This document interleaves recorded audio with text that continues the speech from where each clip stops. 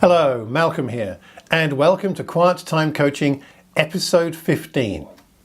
And today we're talking about how to make your relationship with Jesus personal. I've always loved that verse in Exodus chapter 33, and it's verse 11 that says, "The Lord would speak to Moses face to face as one speaks to a friend." That's the goal for all of us, isn't it? To have that friendship. And no two friendships are alike. I'm sure Moses' relationship with God was different to that of Abraham or Joshua or anybody else. And so is ours. No two are the same. As an illustration, I love my sister. I look forward to seeing her at Christmas. I have a good relationship with her. I think I do. I hope she won't contradict me. We have a good relationship. But then I have also a friendship with this couple in Mumbai, the Naronas, who I've enjoyed knowing over the years. Wish I had seen them more recently, but they are special. I have special memories with them over the years. Then, of course, capping all others, there's my relationship with my wife.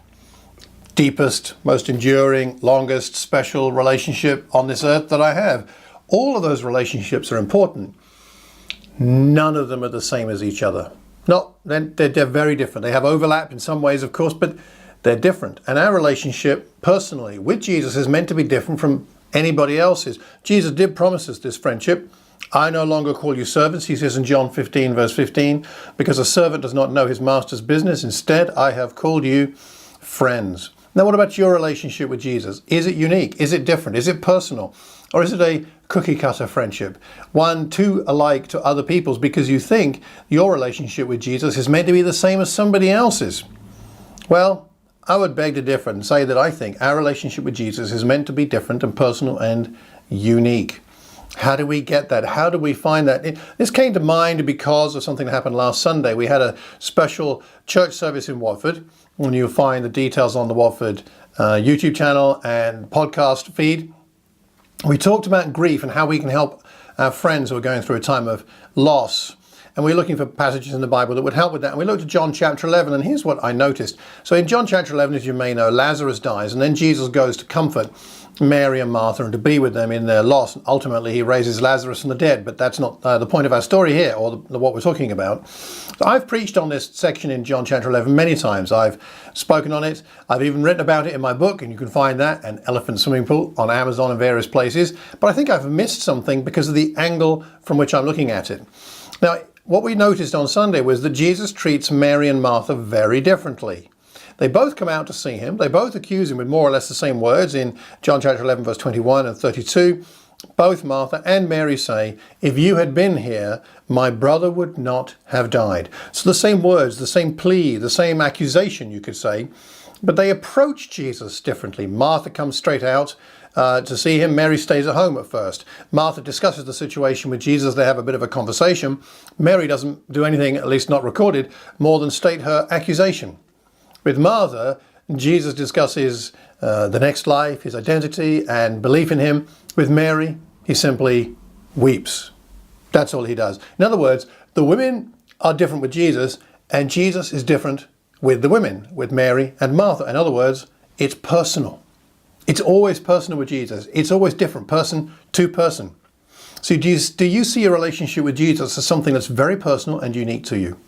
Do you see him treating you as you are, not as you feel you are meant to be? As if we can possibly know what that is meant to be.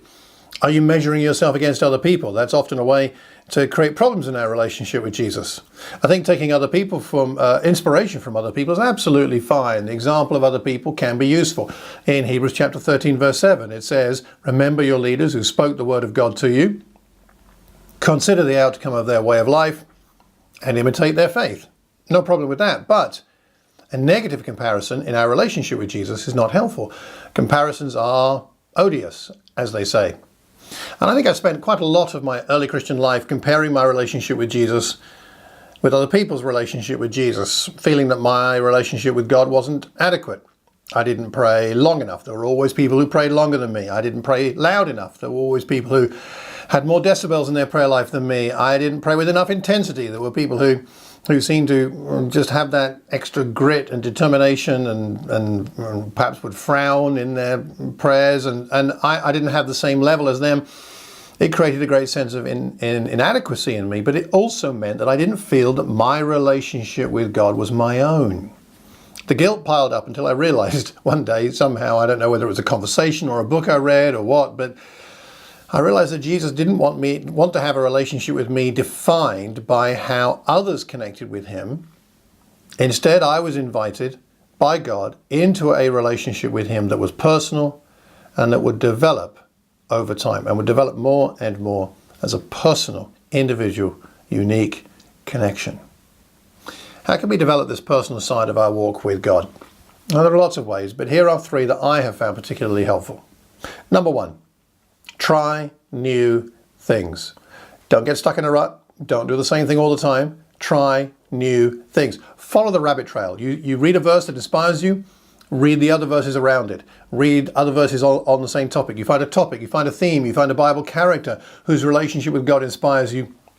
Follow that through, study it, read about it, meditate on it, find other books about it. If you find a book that helps you, then follow the book that inspired that book. What book is in the bibliography of that book about prayer or Bible study or relationship with God? Follow the rabbit trail. I've got so many books on my bookshelves that I've bought because of something I read in another book.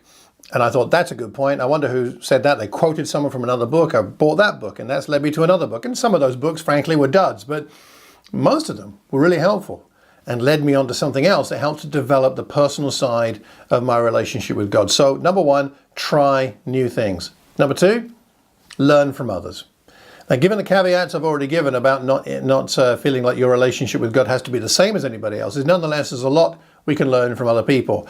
Pray with people. Luke chapter 11 shows us Jesus praying and the disciples saying, gosh, teach us to pray, because they heard him pray. Praying with other people, being around other people as they pray or talk about God can be a great way to develop your personal relationship with God. Learn from other people, read other people's books, listen to podcasts, including this one, but others as well, and learn from others. So number 1, try new things. Number 2, learn from others. And number 3, bring your whole self to God in your prayers. Don't hold anything back. If you read David's Psalms, it is very obvious that he brought his whole self to God. His hopes, his dreams, his despair, and his fears. Psalm 18 verse 1 and 22 verse 1 are good examples. He was not shy of bringing his whole self to God, and I think God appreciated that. Perhaps that's some of what's behind 1 Samuel 13 verse 14 about David, about God saying that this is a man after my own heart, because he gave his heart in his relationship with God, all of who he was. Are you afraid of that? Don't be. Jesus already knows. Bring your whole self. So 3 things, simple things, but important and profound things for developing our personal connection with God. Number 1, try new things. Number 2, learn from other people. And number 3, bring all of yourself in your devotional times with God. Now listen, there's no standard way to do a quiet time. There's no perfect way to do a quiet time. There's no checklist for a quiet time that somehow exists out there that will make your relationship with God amazing.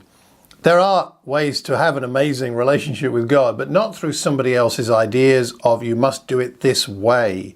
Find your own way. Obey the Bible's teachings and use the examples we see there and learn from other people, but find your own way to connect with God. That's how we develop the personal friendship with Jesus, which is so refreshing and so inspiring and so motivating to help us persevere in this life. Just be authentic. Be authentic more than anything else. Be authentic and connect with Jesus through that authenticity, because he wants you and wants to know you. Practice these 3 principles I've talked about today. I think you'll find that they will deepen your walk with God and refresh you. So, my question to you is, what helps you to develop that personal side of your relationship with God? Are there some things that I've missed here, I've left out?